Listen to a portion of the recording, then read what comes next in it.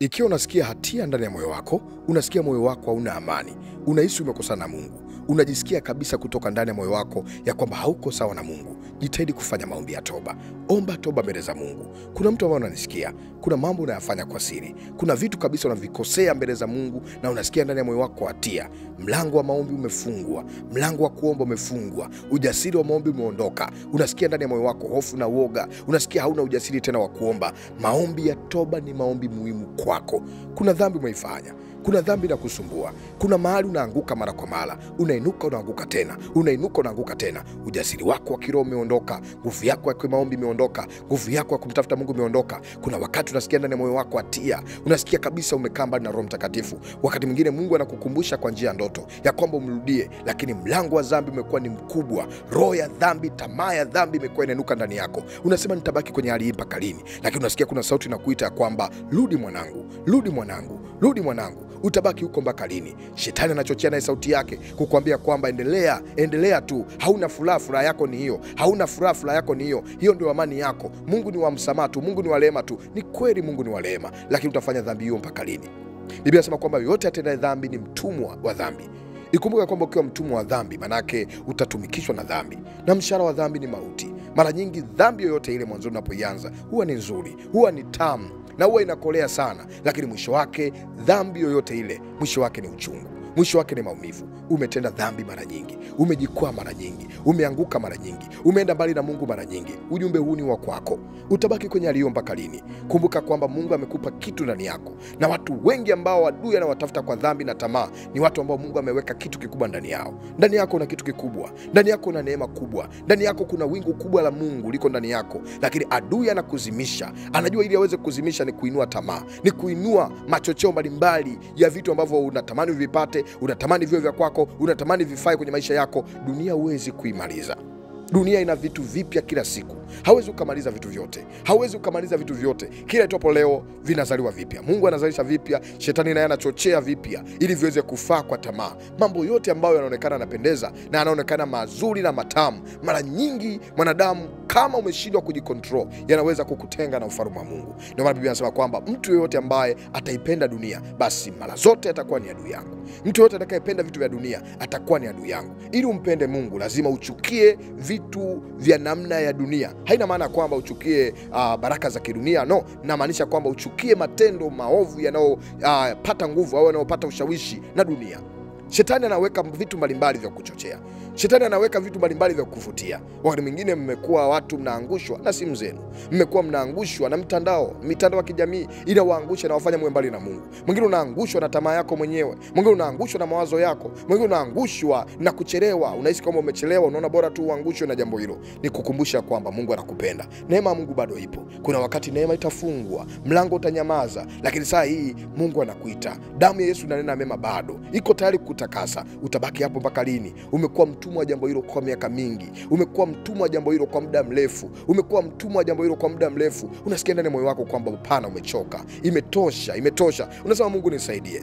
Unaweza kupiga magoti mahali ulipo kwa imani, ishara ya kumheshimu Mungu na kunyenyekea, ishara ya hofu mbele za Mungu, ishara ya kuamini kwamba Mungu ndio anayeweza kututakasa. Kama unaweza kupiga magoti kwa kuomba msamaha kwa watu ambao hawana mamlaka ya kiroho, watu ambao hawana namna ya kukupa mbingu, vivyo hivyo basi unaweza kupiga zaidi sana kwa Mungu wako ambaye anaweza kukupa msamaha, anaweza kukupa toba. Pondeka moyo wako, mwambie Mungu, nimekuja mbele zako. Nifuatishe sala hii. Sema, Bwana Mungu, nimekuja mbele zako kwa njia ya Yesu Kristo. Mimi ni mwenye dhambi, nimekukosea mara nyingi. Ndani yangu nasikia hatia, sina amani, sina furaha. Ninaomba unisamehe, najutia kabisa. Naomba unirehemu, unitakase kwa damu yako, unioshe kwa kweli yako, katika jina la Yesu. Bwana Yesu, najutia ndani yangu. Ninaomba unisaidie, unipe nguvu ya kushinda dhambi na tamaa hii inaonitesa, katika jina la Yesu. Bwana Yesu, ninakuomba unipe neema nyingine, unihurumie, unipe nguvu nyingine, unipe neema nyingine ya kuendelea mbele. Nisafishe kabisa, nitakase kabisa, niondolee hatia hii, niondolee hofu hii, niondolee dhamiri hii, katika jina la Yesu. Ninaomba neema mpya, naomba kibali kipya kwa jina la Yesu. Ninaomba unisaidie, ninaomba unisamee, nifute jina langu kwenye hatia hii katika jina la Yesu. nipe neema nyingine kwa jina la Yesu, kwa damu ya Yesu. Amen. Bwana Mungu, ninaomba rehema kwa mpendwa huyu ambaye anatubu saa hii. Moyo wake umeshuka, amekukosea, anasikia hatia, moyo wake unavuja machozi kwa makosa anayoyatenda. Kuna vitu anavyovitenda, nafasi yake, watu wanavyomtazama na yale anayoyatenda viendani, lakini ndani yake anasikia hatia kwamba amekukosea Mungu, kwa sababu anajua akikosea wewe hawezi kupata mahusiano mazuri ya kiroho, hawezi kupata mahusiano mazuri yatokayo kwako. Najua ndani yake ana huduma kubwa na neema kubwa na kitu kikubwa na nafasi kubwa. Ndio maana Mungu umemkutanisha na maombi haya. Baba, ninakusihi, mrehemu mtu huyu, mrehemu mtu huyu, mpatie toba, muhurumie. Mwingine amekosea hili na lile, amefanya jambo la siri linalomhukumu dhamiri, akilala linajitokeza, akifanya hiki linajitokeza, na wakati mwingine hata akitaka aombe linakuja linamhukumu, inakuja hatia na dhamiri inamhukumu ya kwamba umefanya hivi na hivi, unawezaje kuomba? Amekosa ujasiri wa kusoma neno, amekosa ujasiri wa kuomba, lakini anasikia kujutia kwamba anakuhitaji Yesu. Yesu mwana wa Daudi, Yesu mwana wa Mungu, Yesu mwingi wa rehema, naomba muhurumie mtu huyu, mtakase, mpe neema nyingine. Baba, tunashuka mbele zako, ni wanadamu tunakukosea, hatujesabii haki, sisi ni wanadamu tunajikwaa kwenye mengi. Baba, ninaomba mrehemu mpendwa huyu, mpe nafasi nyingine, mpe nuru nyingine, mpe neema nyingine. Wewe unayesamehe kabisa, umesema kwamba wewe si mwingi wa hasira, wala uone hasira yako upesi. Naomba Bwana umsaidie mtu huyu, mpe rehema zako, mpe rehema zako. Amegundua na anakiri kwamba amekukosea, ndani yake anasikia hatia, ndani yake anasikia kukosea, anasikia kwamba moyo wake umekukosea, mawazo yake umekukosea, mwili wake umekukosea, anakosa hata ujasiri wa kuomba. Nampatanisha na wewe kama kuhani wako, nampatanisha nawe kama mtumishi wako. Nimekuja Bwana kumpatanisha na wewe, naomba umpokee, mfanye tena kuwa mwana, kama yule mwana mpotevu aliyepotea, akazingatia ndani ya moyo wake, akasema nitaishi maisha mpaka lini? Ni bora nirudi kwa baba yangu, nihesabike kama mmoja kati ya watumwa, lakini niwe nyumbani kwa baba yangu. Hata mpendwa huyu Bwana mpokee, mpe nafasi nyingine, mpe neema nyingine, mtakase Bwana. Amechoka kutumikia hayo ya dunia, amechoka kufanya mambo hayo maovu ya siri, yamekuwa yanamtesa hayo maovu, yamekuwa yanamletea mabarana, laana na mikosi. Baba, mpe neema nyingine. Ninaomba kama mtumishi wako Bwana, umuhurumie mpendwa huyu, mpe chance nyingine, mpe neema nyingine, na achilia utakaso. Pokea utakaso kwa damu ya Yesu. Ile damu ya Yesu inaonena mema kuliko damu ya Habili, ile damu ya Yesu inaonena mema.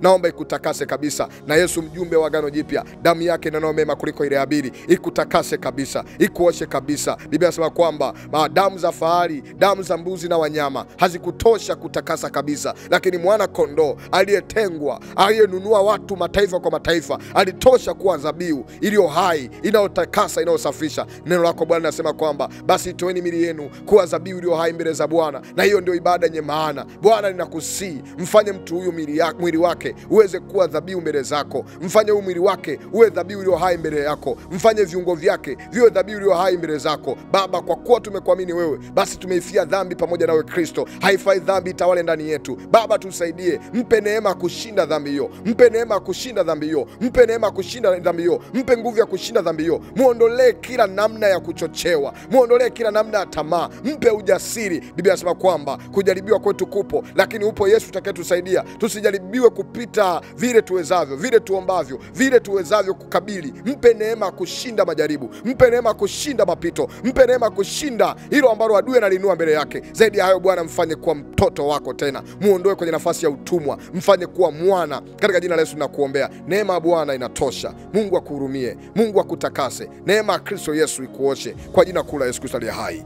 Amen. Naitwa mwombezi Pastor Godwin Ayubu Ndelwa, ambaye nimeomba nawe maombi ya toba na utakaso.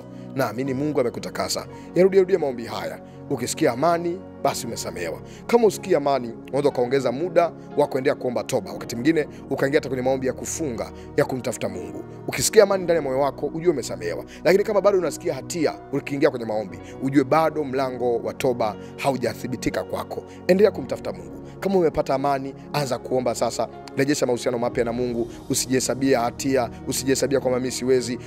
Muamini Mungu, amini kwamba Mungu ni mwingi wa rehema, amekusamehe. Katika jina la Yesu Kristo umebarikiwa. Amina. Unatamani kunifuatilia zaidi? Ingia kwenye mitandao ya kijamii YouTube kwa kuandika Maombi Tiba. Maombi Tiba. Andika Maombi ni Tiba by Pastor Godwin Ndelwa. Maombi Tiba. Maombi Tiba. Ingia sahihi. Kuna wale ambao mlikuwa mmesubscribe na kujisajili kwenye akaunti ya Maombi ni Dawa. Tumeongeza akaunti nyingine Maombi Tiba. Ukiingia kwenye hiyo unajisajili, unakuwa mmoja kati ya wanafamilia wa Maombi Tiba au Maombi ni Dawa. Mungu wa mbinguni akubariki, akutendee mema. Mitandao ya kijamii kama nilivyokutajia, YouTube channel kama nilivyokutajia, TikTok Maombi ni Dawa au Maombi Tiba, na namba ya WhatsApp ni hiyo inaonekana kwenye skrini yako. Mungu wa mbinguni akubariki. Uwe na wakati mzuri.